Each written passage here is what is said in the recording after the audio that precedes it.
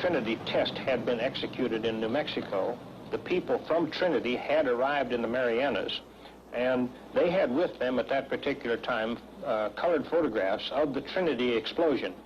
So we got the gang together, and we showed them. We didn't use the word atomic bomb. We did not use that, but we said, okay, now, this is the bomb. This is what will happen when we make our flight tomorrow and release it. This is what we're going to see.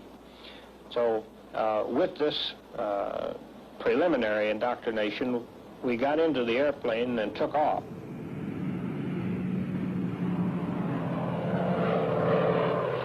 Once we were airborne and in the air, I then left the pilot's seat of the airplane and I crawled back into the back where the enlisted men were. I got them all together back there and we poured some coffee out of the thermos jug, and I told them actually what we were doing and what we were carrying at that time. And the weather being clear at our primary, which was Hiroshima, there was no decision left. I mean, we were on the way to the primary. So that part of it was perfectly routine. As we came in from our initial point to the bomb release point, it was again routine. We were bothered not in the least by any kind of fighter opposition, no flak. We didn't see anything to cause us any concern, so that we were able to concentrate strictly on the bombing problem. The bomb was released.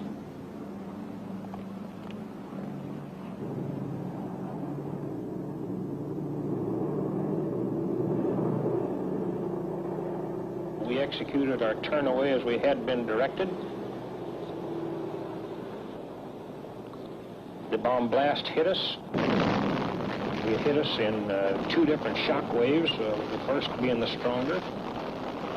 This, as I say, was a perfectly unexciting and routine thing up until the point of taking a look at the damage that had been done. And then it was a little bit hard to realize. It was kind of inconceivable as to what we were looking at there.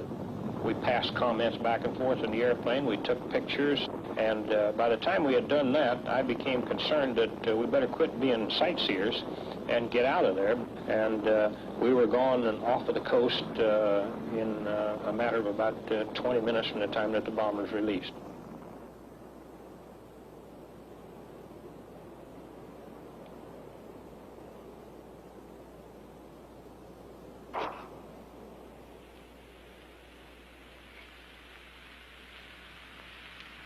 We have spent more than $2 billion on the greatest scientific gamble in history, and we have won.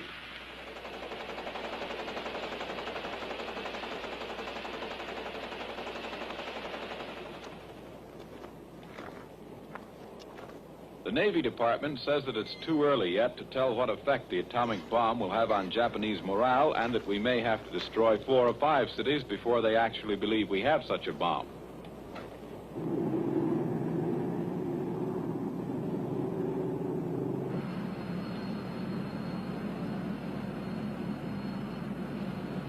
Having found the atomic bomb, we have used it.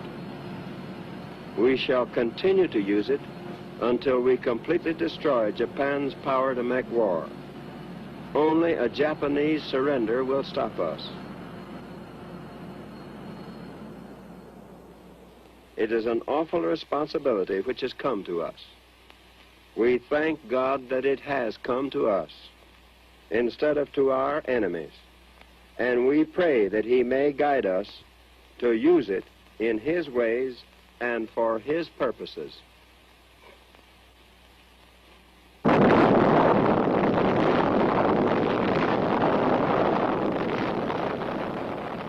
Captain Behan, what was your most outstanding experience on this historic flight? I suppose it was when the clouds opened up over the target at Nagasaki. Target was there pretty as a picture. I made the run, let the bomb go. That was my greatest thrill.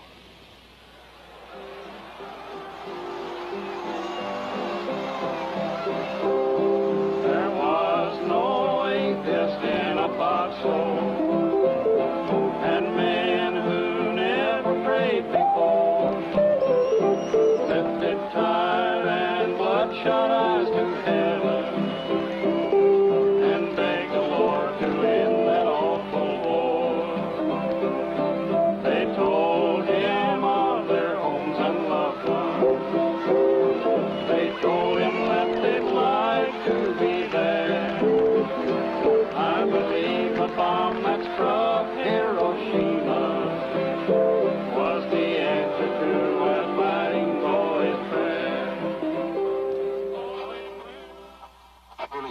Did you see that city where the first atomic bomb was dropped? Yes, Fred. We flew over Hiroshima for about half an hour. It was a shambles, huh? A shambles. It looked like Ebbets Field after a doubleheader with the Giants.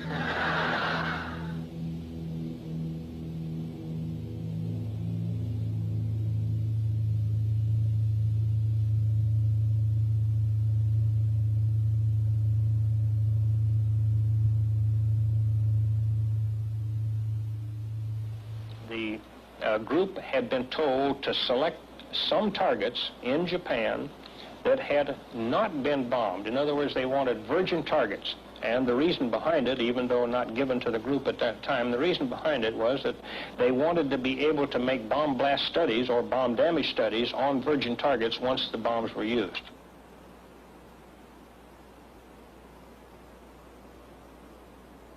They were definitely military targets, there was no question about that. And they offered such a, well, you could almost say a classroom experiment as far as being able to determine later the bomb damage.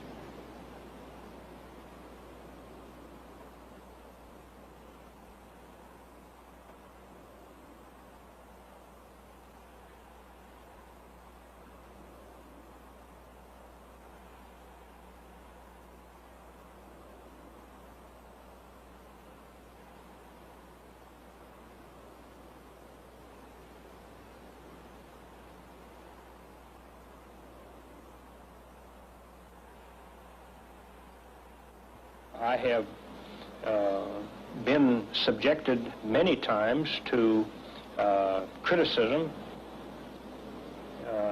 I have been accused of being insane, being a drunkard, being everything that you can imagine a derelict to be as a result of a guilty conscience for doing this.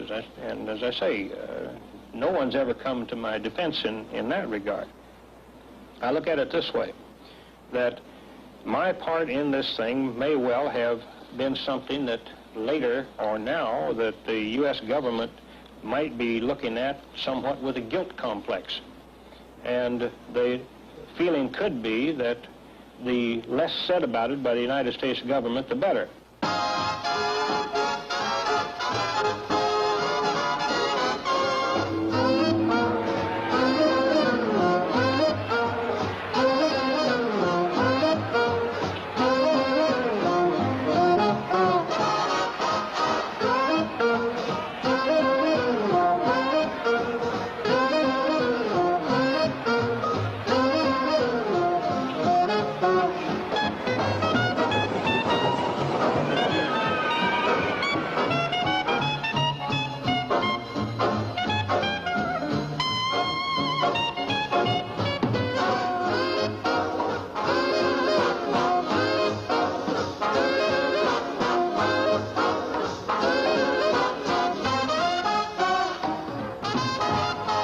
June 30th, 1946. Almost time. Another 5 seconds. 2. 5:30. A spuming column of smoke 9 miles into the sky. Blinding light stronger than the sun. Bikini Atoll. Present site of Operation Crossroads and the 4th atom bomb explosion. Bikini Atoll, where 200 warships will be anchored, 140 planes, 200 goats, 200 pigs, 4,000 rats. How will this 4th bomb affect you? What do you know of this atom bomb?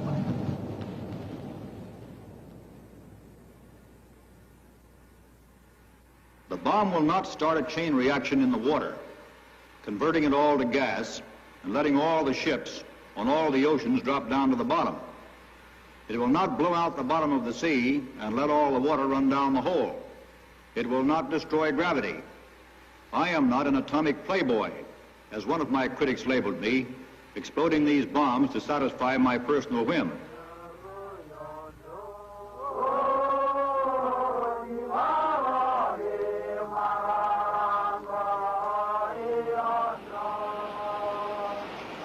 I'm Thus the natives expressed to the people of the United States their welcome, despite the fact that the atoll of Bikini may be utterly destroyed come July the 1st. But to the natives, in their simplicity and their pleasantness and their courtesy, they're more than willing to cooperate, although they don't understand the world of nuclear energy any more than we do, and though they have no way of understanding what the test is all about.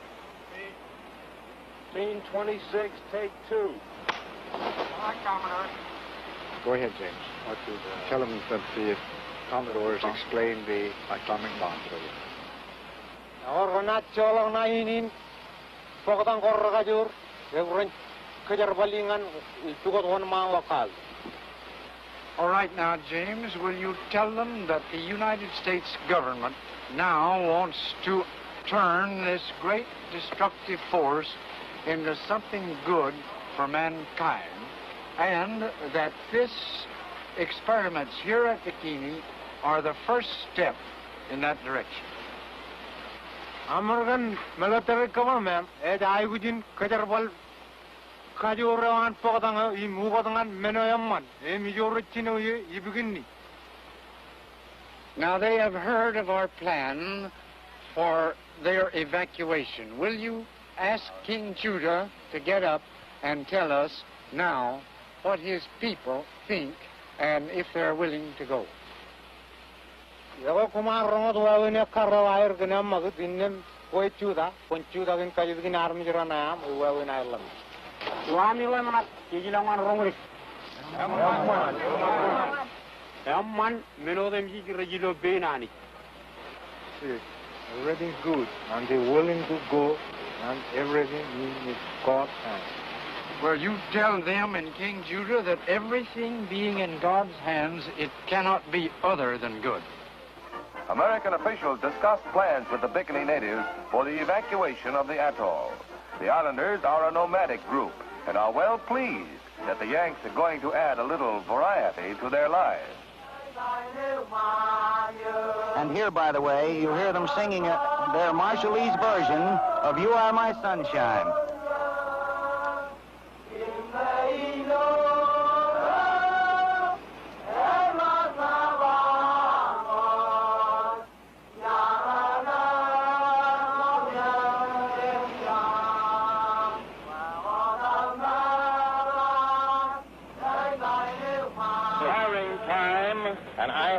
Been interrupted. That's the voice of the control strip marking the seconds remaining. The final switches have been thrown. No one can stop it. The atomic bomb is about to explode.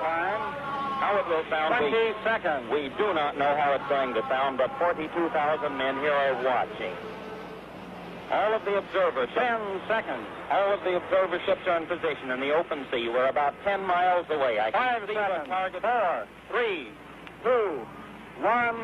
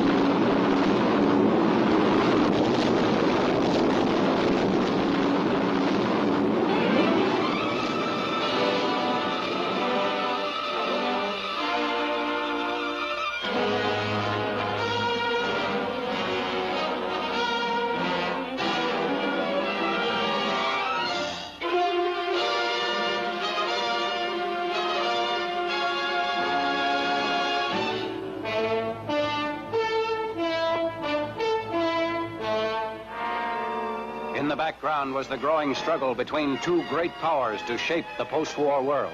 Soviet Russia was expansively stabbing westward, knifing into nations left empty by war.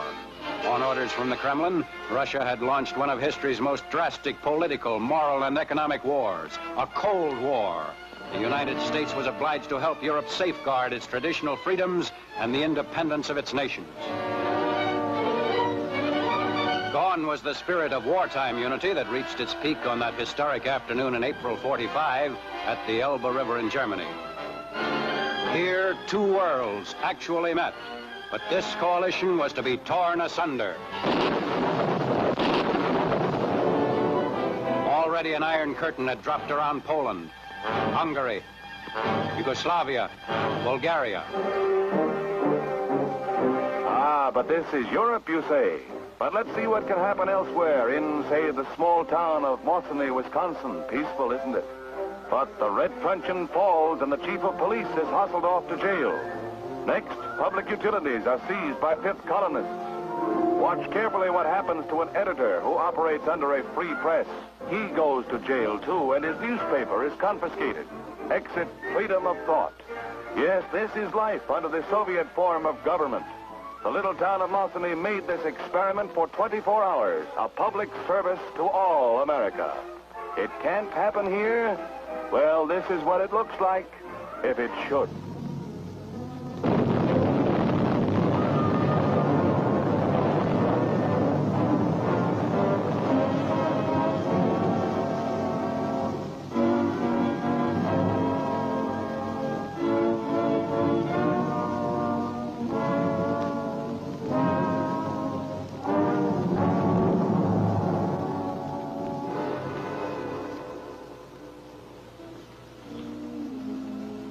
Fortunately, we can move the clock back. The time is not yet. And let us pray that it never happens in our country. Before we meet the members of the American Legion Post 279 who helped make this picture possible, I'd just like to say that it gives me a great deal of satisfaction to represent two outstanding shopping centers in California, the shopping hub of the San Gabriel Valley in West Arcadia, and the Whittier Quad Shopping Center in Whittier, California, because they are concrete expressions of the practical idealism that built America. When you visit these two fine shopping centers, you'll find more than 80 beautiful stores with sparkling assortments, an attractive atmosphere, and of course, plenty of free parking for all the cars that we capitalists seem to acquire. Who can help but contrast the beautiful, the practical settings of the Arcadia shopping hub and the Whittier Quad with what you'd find under communism? It's not safe to hope for the best without preparing for the worst. Our object is not aggression. We need not become militaristic, but we must keep our Army, our Navy, our Air Force at ready strength. We must back up our team for security. Well, I guess there's nothing for us to worry about. We're the ones that have the bomb.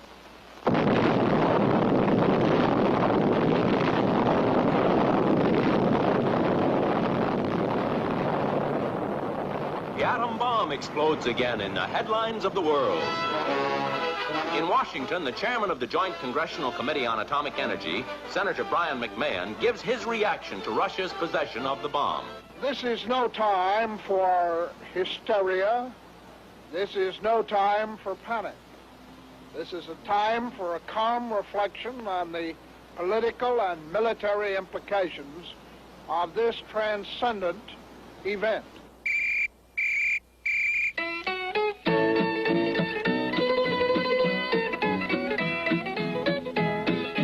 Everybody's worried about the atomic bomb, but nobody's worried about the day my Lord will come, when he'll hit great God Almighty like an atom bomb. When he comes, when he comes. While the suit is made of this material, inside this layer is a shredded lead, a resistance against atomic rays. Okay, Richard, on your way to the air raid shelter. Everybody's worried about the atomic bomb, but nobody's worried about the day my Lord will come. One immediate effect of the announcement of Russia's atom blast is to tighten security regulations at all atom installations. At Hanford, Washington, where $200 million is being spent, In the ever-expanding atomic government empire, the door is being locked, but tight. 12 guards are kept on their toes by constant target practice, and they have orders to shoot to kill at any suspicious stranger.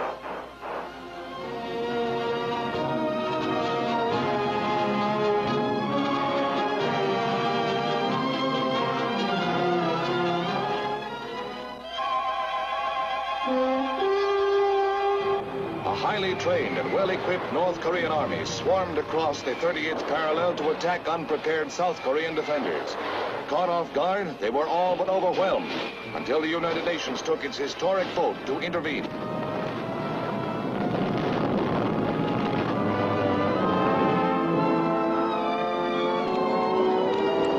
The end of the war seemed in sight as the Allies pushed north toward the North Korean capital of Pyongyang. Then it happened.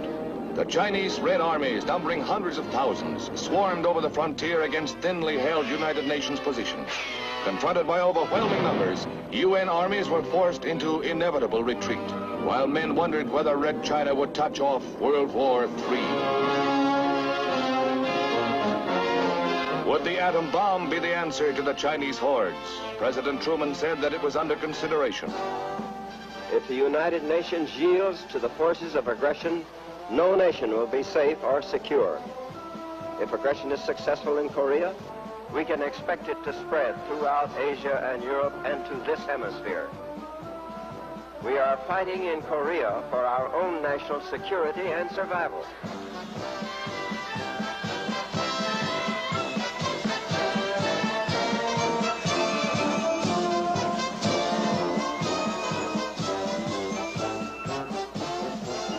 Time for the Longines Chronoscope. Our distinguished guest for this evening is the Honorable James E. Van Zandt, United States Congressman from Pennsylvania. It's my opinion that we should fight the war to win in Korea, rather than try to settle it at the diplomatic table, which is impossible when you're dealing with Russia. Would you extend your will to win so far as to include the atomic bomb? Very definitely, Dr. Peterson. I've always been a firm believer that we should use the atomic bomb, not only on Korea, but north of the Yalu River in Manchuria. Does that mean that you believe that it could be effectively used as a weapon in the Korean theater? Yes, I think that there are several targets in northern Korea we could use. That is, we could destroy them with the atomic bomb. We could destroy them and contaminate them. And then, of course, there are targets in Manchuria that should be destroyed.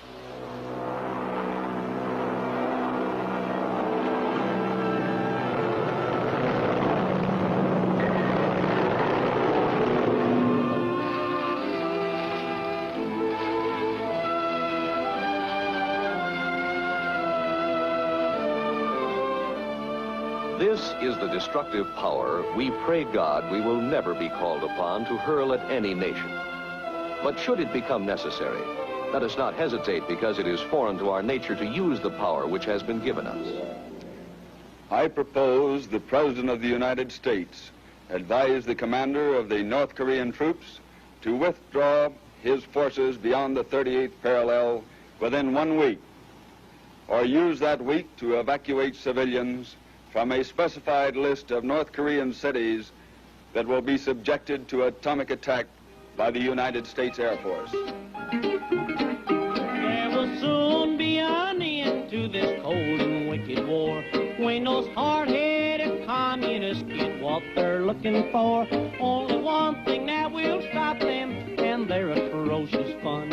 If General MacArthur drops a atomic bomb, there'll be fire, dust, and metal flying all around, and the radioactivity will burn them to the ground. If there's any commies left, they'll be all on the run. If General MacArthur drops a atomic bomb. I ask you, the American citizen, to let your congressman know how you feel about this proposal. Well, I really don't know what to do. But you do feel the Korean situation affects us more than anything else? Yes, I feel that our boys, that we should get our boys home. They've been over there long enough, and there doesn't seem to be any end to the situation.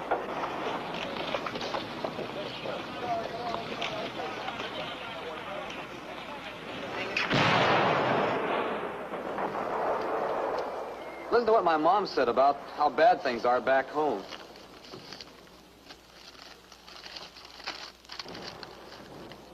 Everybody's hoarding. Profiteers are getting fat contracts. Neighbors say politicians are using the war to their own advantage. And all our chief atomic scientists are spies. And a lot more.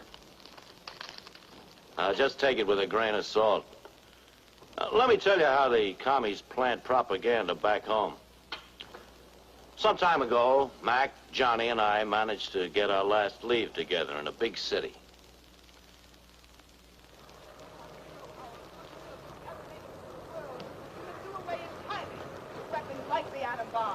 These poor boys will shed their innocent blood in a war that this country is provoking. Get a load of that.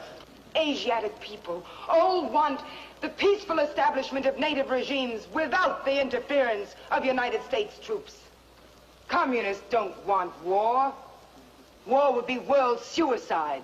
Only communist countries can guarantee you peace. Why don't you go live in a communist country then? You blow your top on a street corner there? You look pretty well off, sister, to be tearing down the country that gives you freedom of speech. We're living in a country that's the finest place on earth, but some folks don't appreciate this land that gave them birth. I hear that up in Washington they're having an awful fuss, 'cause communists and spies are making monkeys out of us. The question is, have you ever been a member of the Communist Party? You refuse to answer that question. Is that correct? I have told you that I will offer my beliefs, my affiliations, and everything else to the American public, and they will know where I stand, as they do from what I have written. Stand away from the stand. For Americanism for many years, and I shall stand away from the stand. Fight for the Bill of Rights, which I we will are trying to destroy. Stand away from the stand. The bureaus and departments have been busy night and day. They're figuring out just how we gave our secrets all away. And Congress has appointed a committee, so they said, to find out who's American and who's a low-down red. I am holding in my hand a microfilm of very highly confidential, secret State Department documents. These documents were fed out of the State Department over 10 years ago by communists who were employees of that department and who were interested in seeing that these documents were sent to the Soviet Union, where the interests of the Soviet Union happened to be in conflict with those of the United States. I'm no communist, and I'll tell you that right now. I believe a man should own his own house and car and cow. I like this private ownership, and I want to be left alone. Let the government run its business, and let me run my own.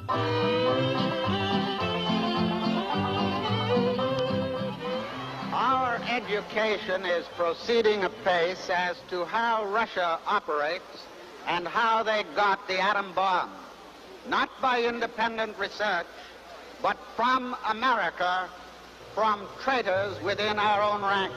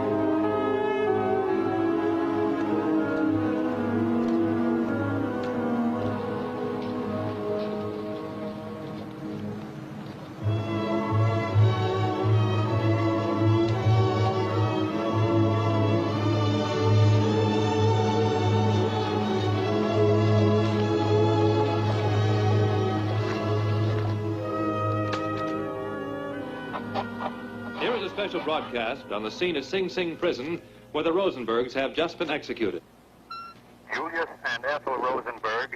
have gone to the electric chair. First to go into the death chamber was Julius Rosenberg. He wore an impassive expression on his face. He walked in slowly. He was preceded by a rabbi who was chanting the 23rd Psalm, which everyone knows very well. He proceeded immediately over to the chair. He didn't say a word to anyone, hardly glanced at anyone. He sat down in the chair. The straps were applied, and the first jolt of electricity was sent through his body at 8:04 tonight. She died a lot harder. When it appeared that she had received enough electricity to kill an ordinary person and had received the exact amount that had killed her husband, the doctors went over and pulled down the cheap prison dress, a little dark green printed job, and placed the I can't say it. Placed the stethoscopes to her and then looked around and looked at each other rather dumbfounded and seemed surprised that she was not dead. Believing she was dead, the attendants had taken off the ghastly strappings and electrodes and the black belts and so forth. And these had to be readjusted again, and she was given more electricity, which started again that kind of a ghastly plume of smoke that rose from her head and went up against the skylight overhead. After two more of those jolts, Ethel Rosenberg had met a maker. She'll have a lot of explaining to do, too. Thank you. Immediately after the execution, of course, the bodies were taken away. There is nothing much further to report at this particular time. There have been no demonstrations. The heat has been extremely intense here. There's a heavy fall, and there has been an air of deep tension about this whole proceeding up here. But it is now all over. The newsmen have dispersed, and Julius and Ethel Rosenberg have gone to the electric chair. That was an on-the-spot report on the execution tonight at Sing Sing prison of Ethel and Julius Rosenberg. Now the Great Day Show. As we join Red Benson and the gang at the Marine Barracks in Brooklyn Navy Yard, the program is already in progress.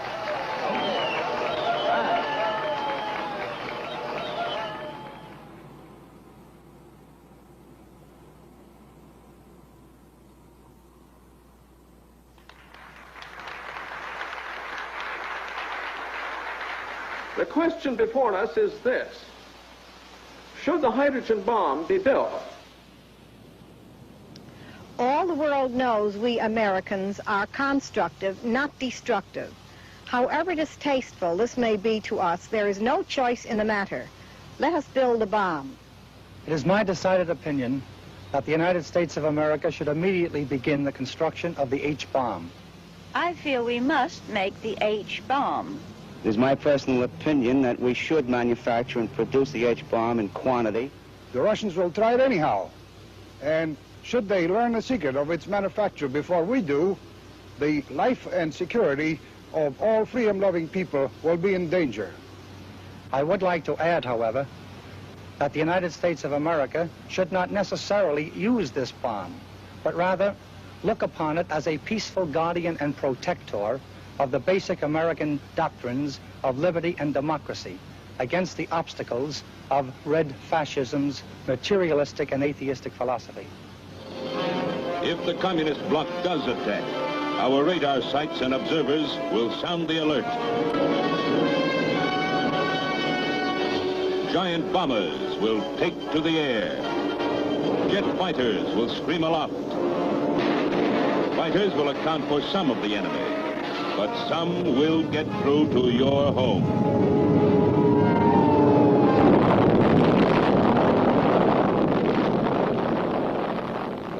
In times of social crisis and tension, In times when changes come so thick and fast that the individual can no longer place himself in his group, when he knows that something is wrong but doesn't know what, when he feels himself a pawn, in times like these, most men become highly suggestible.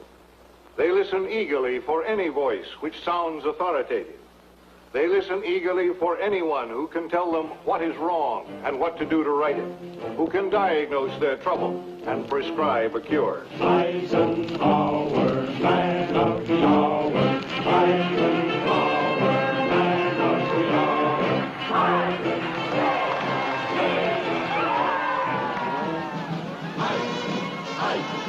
We like we want we love the sunshine of your smile. We see a future in your eyes. You led our men to victory. You are the one we idolize. I'm gonna give my vote to you. I don't mean to say, and no one can say to you, that there are no dangers. Of course there are risks if we are not vigilant. But we do not have to be hysterical. We can be vigilant, we can be Americans. We can stand up and hold up our heads and say, America is the greatest force that God has ever allowed to exist on his footstool. As such, it is up to us to lead this world to a peaceful and secure existence. And I assure you, we can do it. Now, if we first take a look at the strength of America, you and I know that it's the most productive nation on earth, that we are richer by any standard of comparison than is any other nation in the world. We know that we have great military strength, economic, intellectual.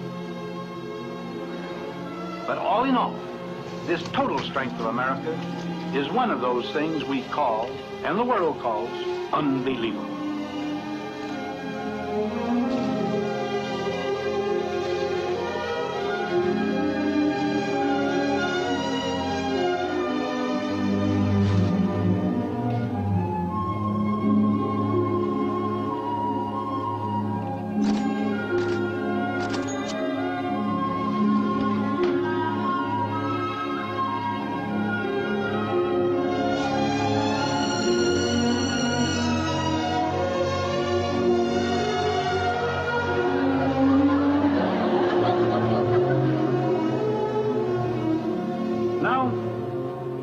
Why then, with all this strength, should we be worrying at times about what the world is doing to us?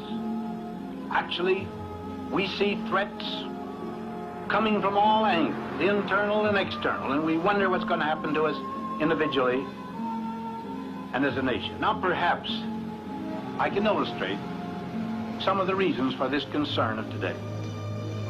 Now, only a year ago, the hydrogen bomb was exploded in the Pacific.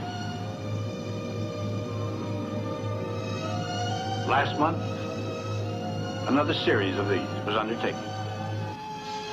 Now this transfer of power, this increase of power, from the mere musket and the little cannon, all the way to the hydrogen bomb in a single lifetime, is indicative of the things that have happened to us. They rather indicate how far the advances of science have outraced our social consciousness.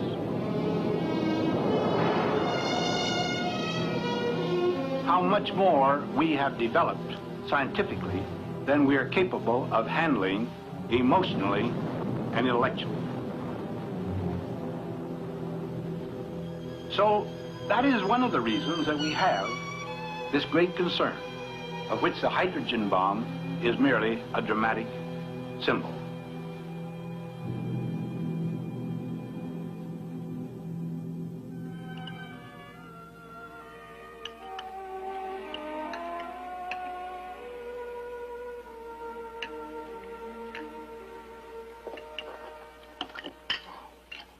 Dad, I'm finished. Okay. Me too. There's a new puzzle. Where is it? On my bookcase. Oh, thanks, Daddy.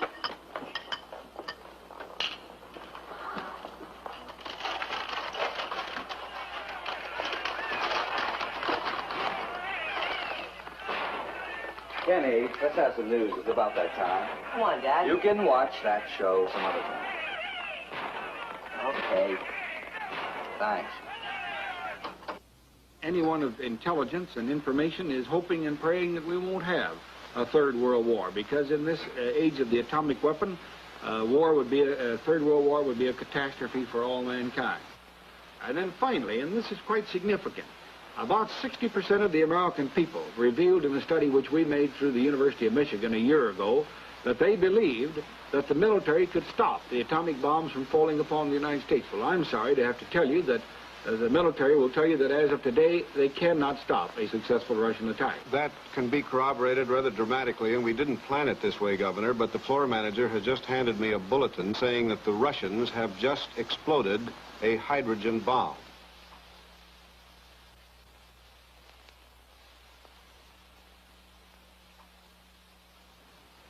We must learn to live in a world where we have the hydrogen bomb and the enemy of freedom has the hydrogen bomb. It can destroy any city. That means Fort Worth and Dallas, Houston, San Antonio, Amarillo, El Paso, yes, Johnson City. Every dollar I make goes for taxes and bills. Perhaps they've discovered the cure for my ills. Oh, hi-ho, the hydrogen falls. Bless it all. Oh, let it fall. Oh, hi-ho, the hydrogen falls. Oh, God, have mercy on me.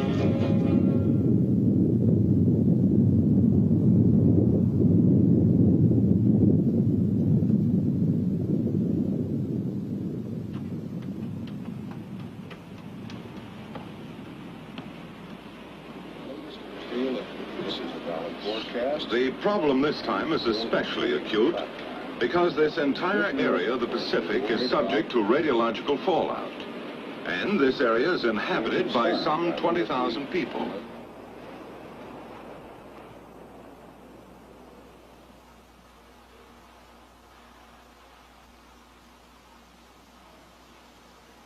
The meteorologists had predicted a wind condition which should have carried the fallout to the north of the group of small atolls lying to the east of Bikini. The wind failed to follow the predictions, but shifted south of that line, and the little islands of Rongelet, Rongerik, and Uterik were in the edge of the path of the fallout. The task force commander promptly evacuated all the people from these islands. They were taken to the island of Kwajalein, where we maintain a naval establishment, and there placed under continuous and competent medical supervision. I visited them there last week. Today, a full month after the event, the medical staff on Kwajalein have advised us that they anticipate no illness, barring, of course, diseases which may be hereafter contracted. The 236 natives appear to me to be well and happy. The survey aircraft carefully searched the area and reported no shipping. A Japanese fishing trawler appears to have been missed by the search, but based on a statement attributed to her skipper, to the effect that he saw the flash of the explosion and heard the concussion 6 minutes later, it must have been well within the danger area.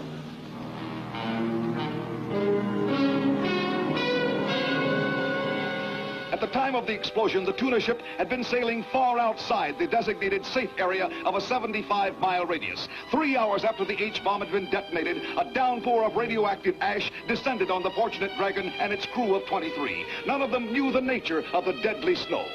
It was 3 days more before the ship and its contaminated crew and fishing catch sailed into port. By that time, the men suffered from the beginning symptoms of deadly radiation poisoning.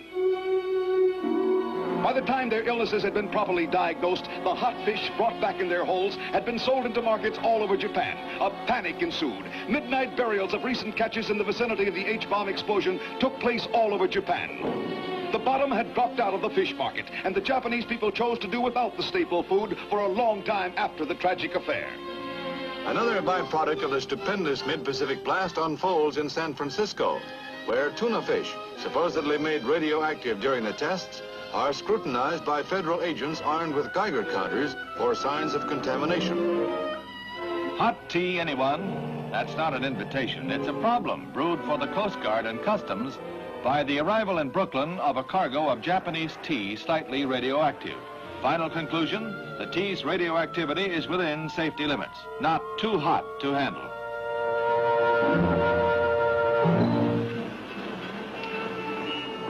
Warm. Yeah, June and January, that's what I say. If you ask me, I think it's because of those atom bombs. Yeah? Yeah, they've done some cockeyed things to the world. I think they've knocked us south of the equator.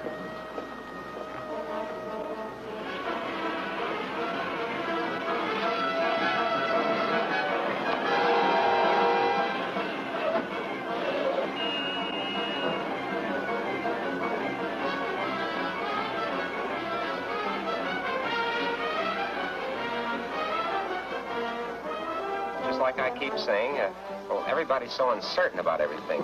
They don't seem to know what's going to happen. Bourbon. Straight. Well, as I was saying, I wouldn't worry nearly as much about the atom bomb if it were to kill you right out. What scares me is that awful gas that deforms you. Yeah. That would be bad. Yeah.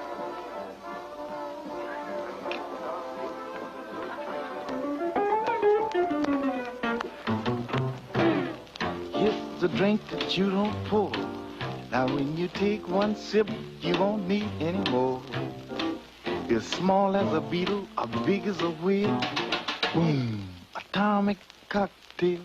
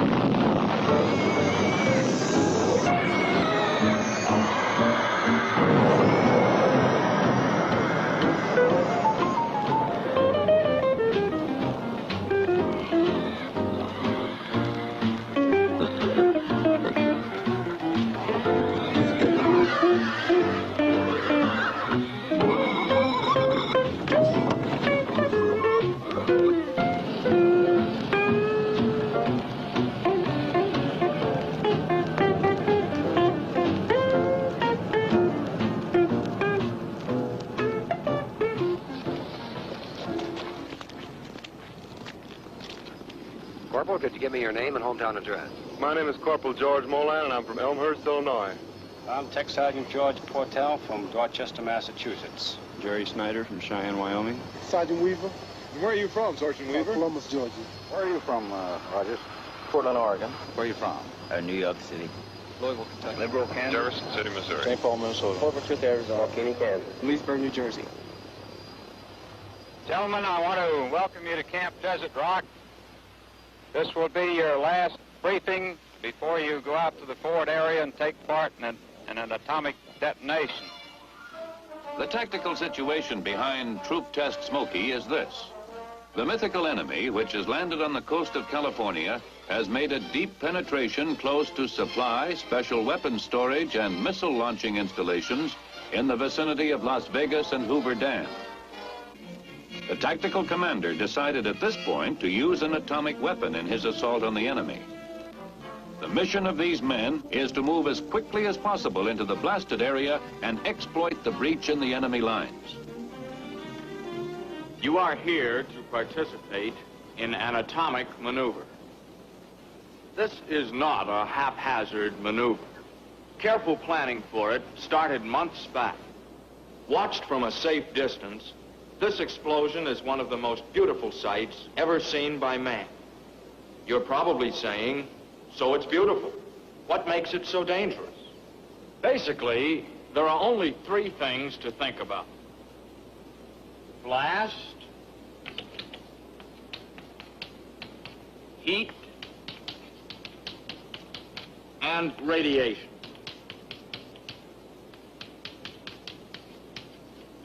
Radiation. This is the one new effect obtained by the use of an atomic weapon. Truthfully, It's the least important of the three effects, as far as the soldier on the ground is concerned. You can't see radiation, feel it, smell it, or taste it. Film badges and dosimeters issued to you enable the radiological safety monitor in your unit to read the amount of your exposure. The radiation level may be high, but if you follow orders, you'll be moved out in time to avoid sickness. Finally, if you receive enough gamma radiation to cause sterility or severe sickness, you'll be killed by blast, flying debris, or heat anyway. Well, that's the story. Don't worry about yourselves. As far as the test is concerned, you'll be okay. Well, we knew now exactly where we'd be for the big show. All we had to do was wait. Now that it's so close, it makes you feel kind of restless. You wonder if everything's going to turn out all right. It filled your mind no matter what you were doing. What seems to be the trouble, soldier? You look a little bit worried. Well, I am, Chaplain. Just a little bit. Actually, there's no need to be worried, as the Army has taken all of the necessary precautions to see that we're perfectly safe here. Sir, have you ever been out on one of these shots before? Yes, I've had the opportunity to see a number of the atomic tests. I feel that as a chaplain, it is my responsibility to be with my men. What's it like, Chaplain? First of all, one sees a very, very bright light, followed by a shock wave, and then you hear the sound of the blast, and then it seems as though there's a minor earthquake. And then you look up and you see the fireball as it ascends up into the heaven. It's a wonderful sight to behold.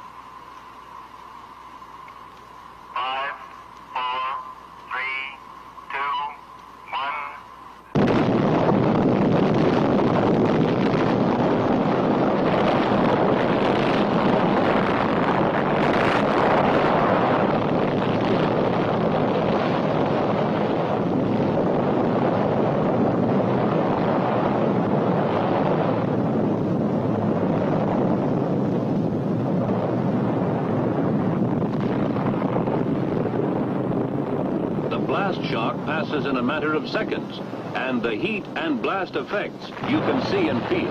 You cannot sense the presence of nuclear radiation effects. Alpha and beta particles, because of their low penetrating power, are stopped by most surfaces, even a soldier's skin. They are a hazard only when materials emitting these particles get into the body through breaks in the skin, or through the nose or mouth. Did you keep your mouth shut, or did you get a mouthful of dirt? I got a mouthful and a face full of dirt. How about all that smoke and dust and radiation? What you couldn't see. You couldn't see for quite a spell. Just a haze.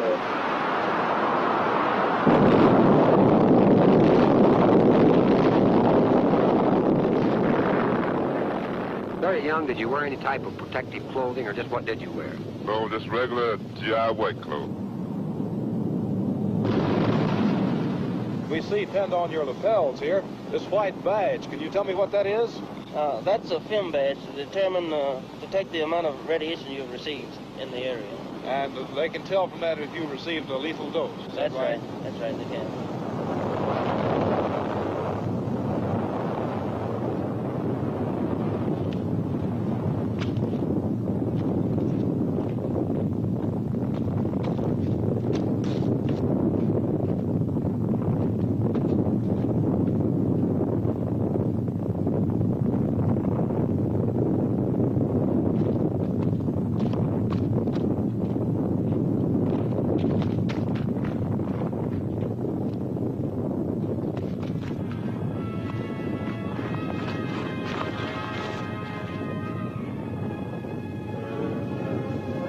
If you were driving from Los Angeles to Salt Lake City on U.S. Highway 91, you'd pass through St. George, Utah, just a short way from the Nevada test site 140 miles to the west.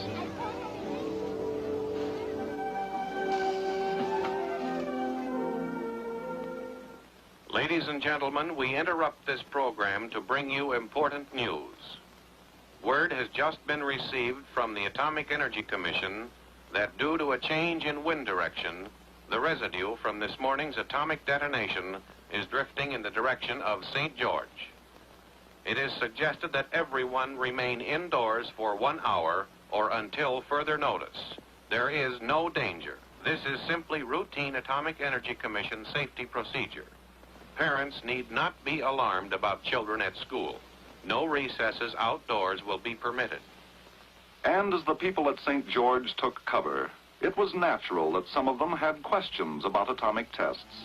What is the atomic bomb? Why do we have to test bombs? How little an amount of radiation will cause how many mutations? Never before have so many known so little about a subject so big and so important. The capabilities of most weapons are pretty well understood, but when it comes to atomic explosions, the guessing game starts. All right, let's take a few minutes right now and get acquainted with an A-bomb. Meet Test Able. A submarine bomb exploded in a harbor might affect a city. The affected area would be a poor picnic site, but might be entered briefly or passed through quickly with a varying degree of risk. Risk is something the military doesn't have a corner on. Occupational hazards are accepted in a matter-of-fact manner in civilian life. Risk is part of the pattern of daily routine.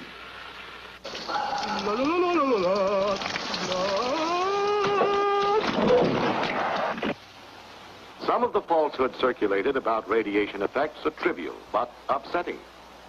They're beamed right at one's self-esteem. And will eventually result in a race of bald-headed people. Just imagine it. Imagine yourself with no hair. They'll call you old skinhead, old chrome dome. And that's not all radioactivity will do. It will... Enough exposure to radiation will cause loss of hair. The treatment, if you'd insist, would be symptomatic. A toupee. But the condition would only be temporary. Your hair would come back. Same color, same cowlick. Which puts the finger squarely upon one of the major fallacies in the public attitude toward atomic weapons. It's the fallacy of devoting 85% of one's worrying capacity to an agent that constitutes only about 15% of an atomic bomb's destroying potential. And that's unsound. Doesn't fit. There are those few who loudly maintain that there is no actual threat to the free world at all, certainly none that can justify either nuclear testing or nuclear armament. The opposite viewpoint holds that the development of our nuclear power has been an absolutely necessary protection against communist hostility and nuclear threats. In this view, the fallout casualties, if any, will be seen as those of unidentified soldiers in the service of humanity. Unknown soldiers in a war which has not struck.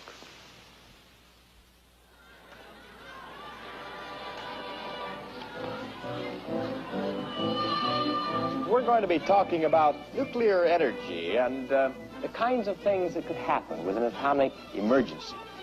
And we do this not to worry you, but or frighten you, but really, we've got to admit we live in an atomic age. There is an atomic bomb. So we have to be aware of this and know what to do in case an emergency happens. If there will be a need to spend 2 weeks in a fallout shelter, we have packed our survival kit.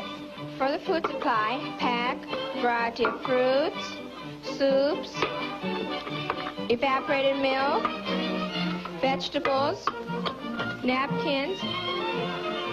The purpose of our demonstration today is to show you the actual preparation of one of the meals which was prepared in a modern-day cave. One noon meal consisted of the following foods: canned chicken, peas, potatoes, tomato juice,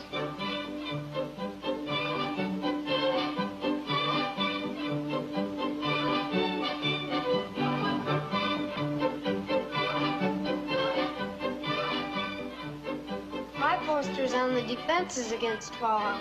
And if you're caught outside during a nuclear explosion, decontamination may be necessary. You may have to burn or bury all your clothes and food, and afterwards you should wash thoroughly. John, let me interrupt you here just a moment. I have some film here that I think will describe what might happen, and will describe a little about the atom. So, Joey, why don't you catch the lights and we'll try it, okay? Dee-dum-dum, dee-dum-dum. There was a turtle by the name of Bert, and Bert the turtle was very alert. When danger threatened him, he never got hurt. He knew just what to do. He ducked and covered, ducked and covered. Now, you and I don't have shells to crawl into like Bert the Turtle, so we have to cover up in our own way. Paul and Patty know this. No matter where they go or what they do, they always try to remember what to do if the atom bomb explodes right then. It's a bomb. Duck and cover. Here's Tony going to his Cub Scout meeting. Tony knows the bomb can explode any time of the year, day or night. Duck and cover. Atta boy, Tony. That flash means act fast. Sundays, holidays, vacation time, we must be ready every day, all the time, to do the right thing if the atomic bomb explodes. Duck and cover. That's the first thing to do. Duck and cover. First, you duck. And then, you cover. You duck and cover tight. Duck and cover under the table. It's a bomb. Duck and cover. Duck and cover. Duck and cover. Duck and cover. Duck and cover. Duck and cover. Duck and cover yourself. Duck and cover. Duck and cover. Duck and cover. He did what we all must learn to do. You and you and you and you. You and you and you and you. You and you and you and you. You and you and you and you. Duck and cover. Remember what to do, friends. Now tell me right out loud. What are you supposed to do when you see the flash?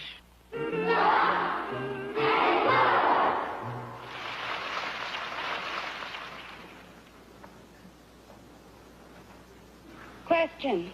Yes? How far do you have to be from the blast to live through it? Well, let's take a 20 megaton surface burst. You would have a good chance of surviving if you were more than 12 miles from the point of detonation. A bomb equivalent to 20 million tons of TNT would cause an intense fire called a firestorm in an area of about 2,000 square miles around the center of the blast. And in such an area, it would be futile, desperately futile, to construct what are called fallout shelters. This man, like thousands of others around the country, is suffering from a dread disease called nuclearosis. The symptoms? Nuclear blindness. All he can see is a mushroom cloud. He is blinded from the fear of it, deaf from the sound of it. There is a short circuit in his brain. He can only think of the awfulness of the nuclear bomb. We ought to learn something from the Second World War in this respect. And the bombing there, even by Second World War bombs in Hamburg, in Tokyo, and in other cities, showed that shelters became centers for incinerating or asphyxiating the people who were in them. A fallout shelter in your basement will give adequate shielding from radioactive fallout. Ah, he's finally getting the message. Are you? A new housing development near Denver, Colorado shows the nation's first model homes with built-in fallout shelters. The room is designed with an atomic war in mind.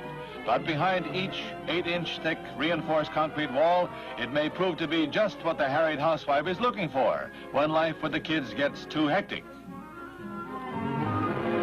You don't think that shelters are a deterrent to a nuclear war either? On the contrary, I believe that psychologically they will push both us and the Russians into thinking more of having a war.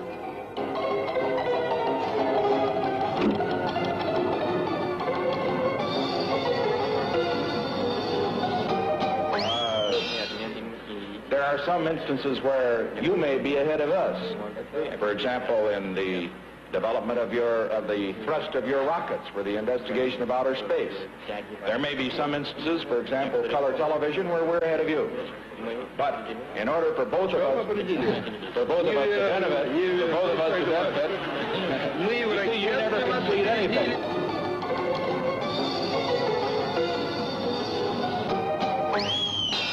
We wish you, it means success in that you show the actual possibilities of America. And we will be able to say, here are the possibilities of America. How long does it exist? How many years? 300? 150 years of independence? Then we will say that America can exist 150 years. Here is its level. We are 42 years, not quite. Another 7 years and we will be on the same level as America. And then in the future we will go ahead and we might overtake you at the crossroads.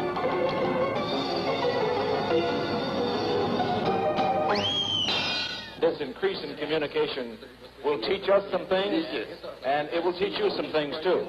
Because after all, you don't know everything. If I don't know everything, then I would say that you know absolutely nothing about communism. Nothing except fear of it.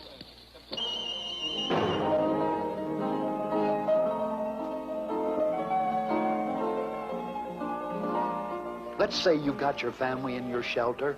The attack is on. A question might come up of admitting anyone over and above the number for whom the shelter is designed. I'd say we should rely on the best prudential judgment that the father or the one responsible for the shelter can make in the circumstances.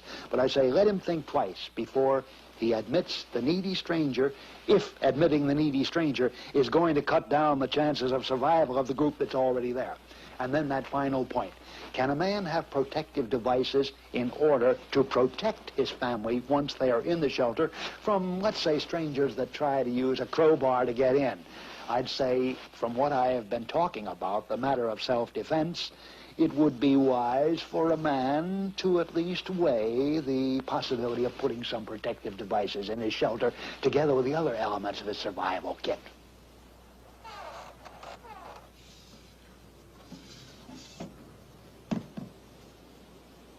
All right, you've been down there 8 to 10 days. You come out and you find that half or three-quarters of Los Angeles has been destroyed. Well, how are you going to continue to live? Well, the first thing we have to recognize that if half of Los Angeles is destroyed, maybe 80–90% of the people will be dead, and there will be fewer mouths to feed, and those of us who will survive will have more water and food to divide up.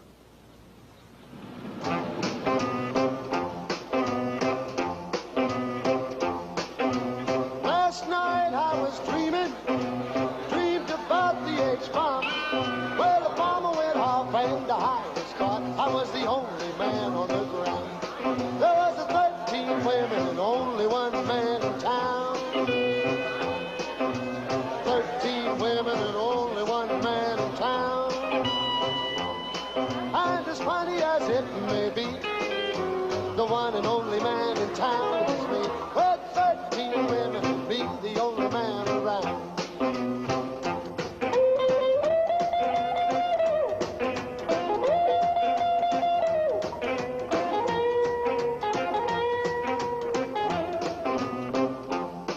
I had 2 girls every morning. Instant rice. Seeing that I was well fed. Cornflakes. I believe you mean one sweet. Dried foods. While another one buttered my bread. Cheese. Macaroni. Instant potatoes.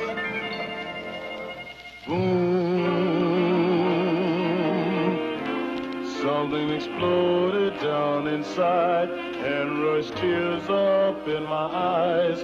Oh yes, I have that funny feeling. I guess it's my atomic love for you. artillery and our tactical air force in the Pacific are now equipped at this moment with atomic explosives which can and will be used on military targets with precision and effectiveness. It's just...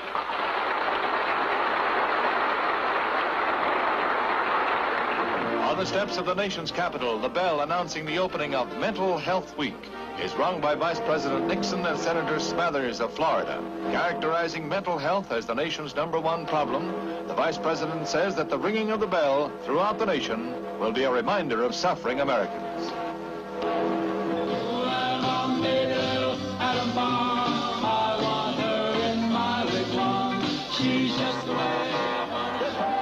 They're gonna live in my fallout shelter. It was a 50 milliton hydrogen, liquidating atomic bomb. By all means, provide some tranquilizers to ease the strain and monotony of life in a shelter. A bottle of 100 should be adequate for a family of 4. Tranquilizers are not a narcotic and are not habit-forming. And by the way, do you know exactly what your family would do if an attack came? Say at 10 o'clock tomorrow morning. It's a good question, isn't it?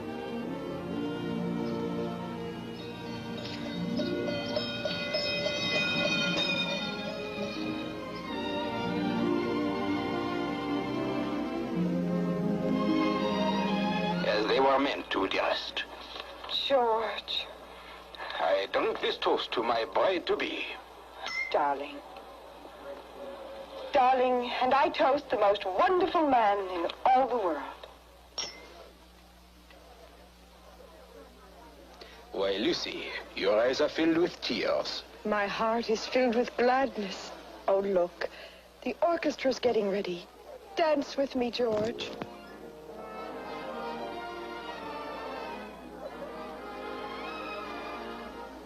George, I wonder if we've thought this through. I'm afraid for you, George.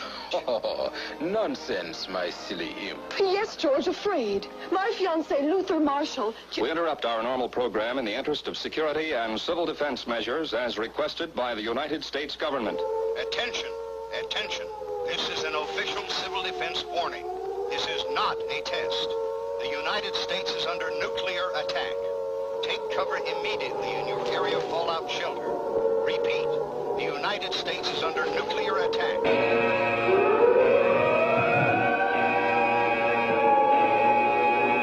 This is an official civil defense broadcast. Enemy aircraft are over Canada and headed this way. Normal broadcasting has been discontinued until after this emergency has passed.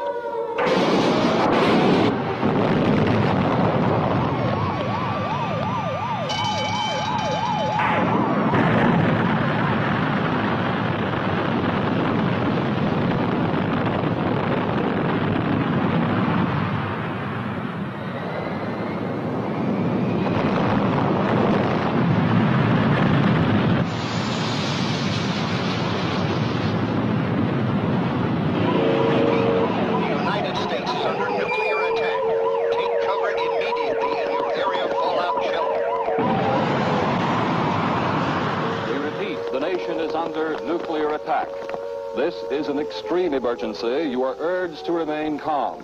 Proceed to your designated shelter without delay. This is an official civil defense warning. This is not a test. The United States is under nuclear attack.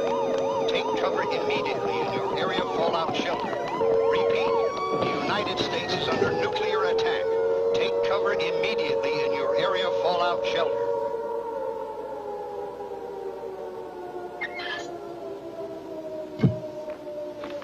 Now, children, I want you to sit down here against the wall. That's it. Now, crouch tight up against it. Now, listen, kids. If they're dropping an atomic bomb, it may go off any second now. Whatever happens, I'll give the signal when it's all right for us to get up. If there's an explosion, we'll wait about a minute after it's all over. Then we'll go upstairs and take a look around, see if it's all right for us to clean up.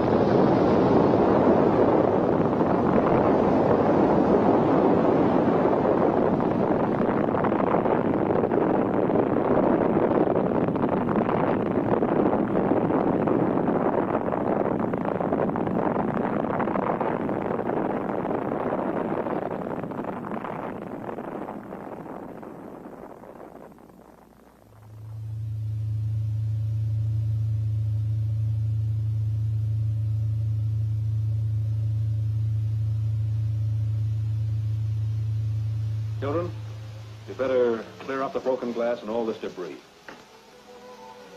All in all, I'd say we've been very lucky around here. Nothing to do now but wait for orders from the authorities and relax.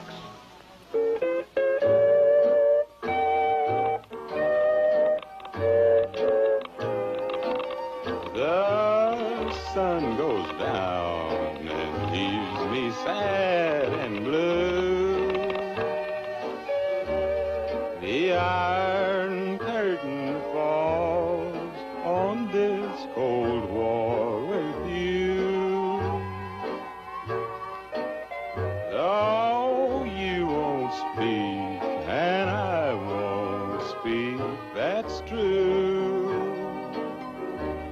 Two stubborn people with a cold war to go through. Oh, why should love ever come to couples like you and me, whose cold, cold wars are never done, and whose hearts just can't be free? Oh, let's do right, or let's just say we're through. I just can't stand another cold, cold war with you.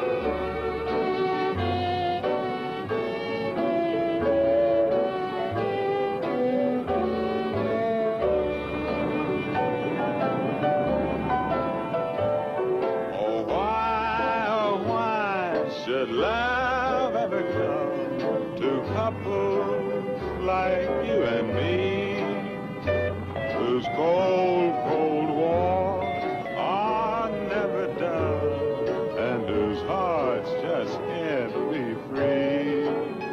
Now let's do right, or let's just say